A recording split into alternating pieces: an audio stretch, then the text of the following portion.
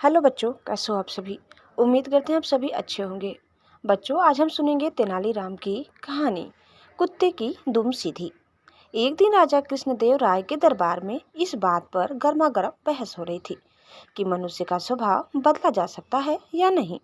कुछ का कहना था कि मनुष्य का स्वभाव बदला जा सकता है, कुछ का विचार था कि ऐसा नहीं हो सकता। जैसे कुत्ते की दुम कभी सीधी नहीं हो सकती, राजा को एक विनोद सुझा। उन्होंने कहा, बात यहाँ पहुंची कि अगर कुत्ते की दुम सीधी की जा सकती है तो मनुष्य का स्वभाव भी बदला जा सकता है, नहीं तो नहीं बदला जा सकता। राजा ने फिर विनोद को आगे बढ़ाने की सोची। बोले, ठीक है, आप लोग यह प्रयत्न करके देखिए।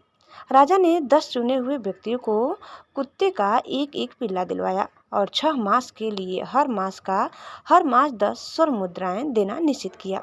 इन सभी लोगों को कुत्ते की दुम सीधी करने का प्रयत्न करना था। इन व्यक्तियों में एक तेनालीराम भी था। शेष 9 लोगों ने इन 6 महीनों में पिल्ले की दुम सीधी करने की बड़ी कोशिश की। एक ने पिल्ले की पूंछ के छोर को भारी वजन से दबा दिया ताकि इससे दुम सीधी हो जाए। दूसरे ने पिल्ले की दुम को पीतल की एक सीधी नाली में डाले रखा। तीसरे ने अपने पिल्ले की पूंछ सीधी करने के लिए हर रोज पूंछ की मालिश करवाई। छठे सज्जन कहीं से किसी तांत्रिक को पकड़ लाए जो कई तरह से उटपटांग वाक्य बोलकर और मंत्र पढ़कर इस काम को करने के प्रयत्न में जुटा रहा।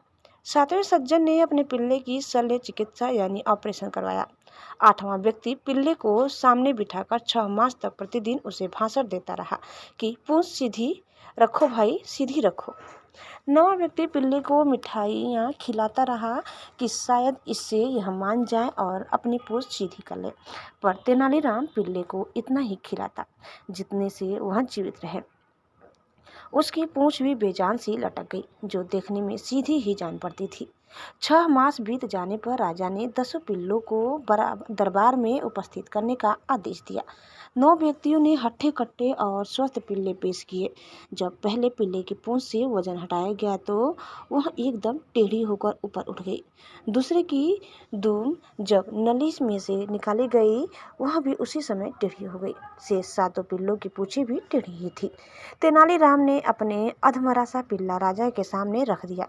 उसके सारे अंग ढलक रहे थे। तेनालीराम बोला, महाराज, मैंने कुत्ते की दुम सीधी कर दी है।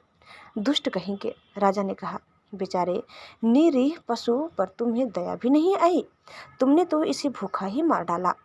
इसमें तो पूंछ हिलाने जितनी शक्ति भी नहीं है। महाराज, अगर आपने कहा होता कि इसे अच्छी तरह खिलाया पिलाया जाए तो मैं कोई कसर नहीं छोड़ता, पर आपका आदेश तो इसकी पूंछ को स्वभाव के विरुद्ध सीधा करने का था, जो इसे भूखा रखने से ही पूरा हो सकता था। बिल्कुल ऐसे ही मनुष्य का स्वभाव भी असल में बदला नहीं जा सकता। हाँ, आप उसे काल कोठरी में बंद करके उसे भूखा रखकर उसका स्वभाव मुर्दा बना सकते हैं। तो बच्चों, इस प्रकार कहानी यहीं समाप्त होती है। उम्मीद करते हैं कि आपको हमारी आज की कहानी जरूर पसंद आई होगी। कैसे लगे कमेंट करके बताइए। चैनल में नया है तो प्लीज़ लाइक, शेयर और सब्सक्राइब करना न भूलें। धन्यवाद। Bye bye.